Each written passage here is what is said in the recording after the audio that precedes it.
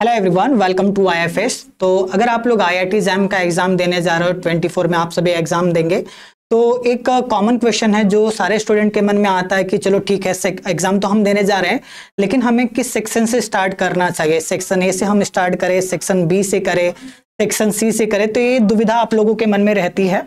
तो आज के सेशन में मैं क्या करूंगा, आपके मन में ये जो डाउट है कि हमें एग्जाम किस सेक्शन से स्टार्ट करना चाहिए, इस पर हम लोग बात करेंगे और ये भी देखेंगे कि हमें इस सेक्शन से ही क्यों करना चाहिए, सबसे लास्ट में किसे करना चाहिए, पहले हम किस सेक्शन से कर सकते हैं। सारी चीजें डिटेल में आज के सेशन में बात करेंगे ताकि इसको लेकर आपके मन में किसी भी तरह का कोई भी डाउट ना बचा रहे।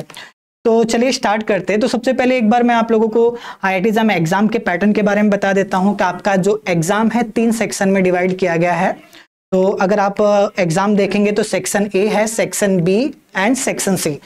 सेक्शन ए में टोटल 30 क्वेश्चन पूछे जाते हैं, सेक्शन बी में 10 क्वेश्चन पूछे जाते हैं और सेक्शन सी में 20 क्वेश्चन पूछे जाते हैं।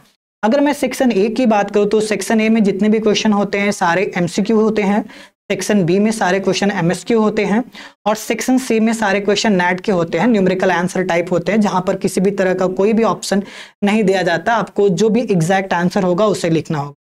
और अगर मैं सेक्शन ए की बात करूं तो यहाँ पर जो आपके टोटल 30 क्वेश्चन हैं, जिनमें से 10 क्वेश्चन होते हैं 1 मार्क के और 20 क्वेश्चन होते हैं 2 मार्क के। और यहाँ पर नेगेटिव मार्किंग भी होती है। अगर आपने 1 मार्क का क्वेश्चन रॉन्ग किया तो 1/3 मार्क आपके डिडक्ट कर लिए जाएंगे। अगर 2 मार्क का क्वेश्चन आपने रॉन्ग किया तो 2-3 मार्क्स आपके डिडक्ट कर लिए जाएंगे। अगर मैं सेक्शन बी की बात करूं तो यहाँ पर 1 से ज्यादा ऑप्शन भी करेक्ट हो सकते हैं। एमएसक्यू है, ये हो सकता है 2 ऑप्शन करेक्ट हो, 3 ऑप्शन करेक्ट हो या 4 करेक्ट हो। फॉर एग्जाम्पल, अगर किसी क्वेश्चन में 3 ऑप्शन करेक्ट हैं, अगर आपने 2 ही ऑप्शन टिक किया तो आपको कोई भी मार्क्स नहीं मिलेगा। अगर 3 करेक्ट हैं, 3 ऑप्शन, तो आपको 3 पर ही टिक करना होगा। और थर्ड सेक्शन है न्यूमेरिकल आंसर टाइप। अगर मैं सेक्शन बी की बात करूं और सी की बात करूं तो यहाँ पर किसी भी तरह का कोई भी नेगेटिव मार्किंग नहीं होता है। और जो आपका एग्जाम होता है टोटल 3 घंटे का होता है। तो आपको किस सेक्शन से स्टार्ट करना चाहिए, इस पर हम लोग बात करेंगे, ठीक है। तो देखो, मेरा ये मानना है कि जो सेक्शन बी की बात करें तो टोटल अगर आप देखेंगे तो 60 क्वेश्चन आपके एग्जाम में पूछे जाते हैं, जहां पर एमएसक्यू वाला जो है 10 क्वेश्चन है। मतलब 50 क्वेश्चन ऐसे होते हैं जो एमएसक्यू नहीं होते हैं। और ये जो 10 क्वेश्चन है ना, इनको सॉल्व करने के लिए आपको काफी टाइम लगते हैं। मतलब जैसे कि अगर मैं बात कर लेता हूँ एमएसक्यू का, अगर आपको क्वेश्चन दिया गया है तो वहां पर 4 ऑप्शन है, ए, B, C and D.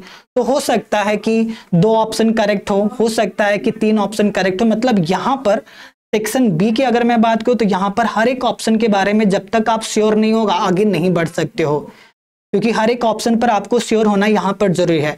Otherwise अगर मैं बात करूं सेक्शन ए की, तो सेक्शन ए में भले से आपको 4 ऑप्शन दिए जाते हैं, ए, बी, सी, डी। अगर मान लीजिए आप किसी ऑप्शन को लेकर 100% श्योर हो कि भाई इसका यही ऑप्शन करेक्ट होगा, फिर बाकी 3 के बारे में अगर उस वक्त आपको नहीं भी पता है तो भी तो आपका काम चल सकता है ना।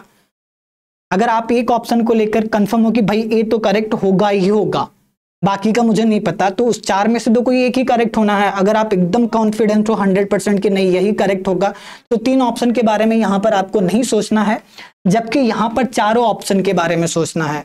कहने को 10 क्वेश्चन है यहाँ पर।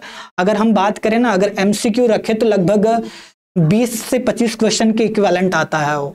तो मेरा तो ये मानना है कि आप लोगों को क्या करना चाहिए, क्योंकि सेक्शन बी में सेक्शन ए और सेक्शन सी के कंपैरिजन में ज्यादा टाइम लगता है, तो मेरा ये मानना है कि पहले आप लोग कहां से स्टार्ट करिए, सेक्शन ए से पहले स्टार्ट करिए। फिर सेक्शन ए में पहले सिंपल क्वेश्चन को आप टारगेट करिए, किसी भी सेक्शन का हो। सबसे पहले आपको क्या करना है, सिंपल क्वेश्चन को सॉल्व करना है। सिंपल क्वेश्चन को ऐसा देखकर इतना खुश मत हो जाओ कि गड़बड़ कर दो, थोड़ा सावधानी से उसे भी करिएगा।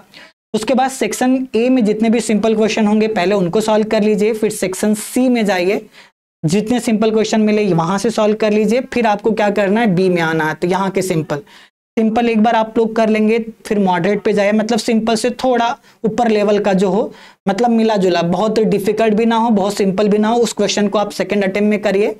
और थर्ड टाइम में आपको क्या करना है, डिफिकल्ट क्वेश्चन को फॉलो करना है या सॉल्व करना है। तो मेरा ये मानना है अगर आप क्वेश्चन सॉल्व करें तो पहले सेक्शन ए पे जाइए, फिर सेक्शन सी के क्वेश्चन सॉल्व करिए और लास्ट में सेक्शन बी का करिए, क्योंकि सेक्शन बी सिर्फ 20 मार्क के लिए पूछा जाता है, जबकि सेक्शन ए 50 मार्क का क्वेश्चन पूछा जाता है सेक्शन सी से 30 मार्क्स के, मतलब 80 मार्क के क्वेश्चन यहाँ पर पूछे जाते हैं ए और सी को, ए और सी में। तो पहले आपको क्या करना है, यहाँ पर इन क्वेश्चन को सॉल्व करना है। सेक्शन बी के कंपैरिजन में ए वाले जो क्वेश्चन है कम टाइम लेते हैं, ठीक है।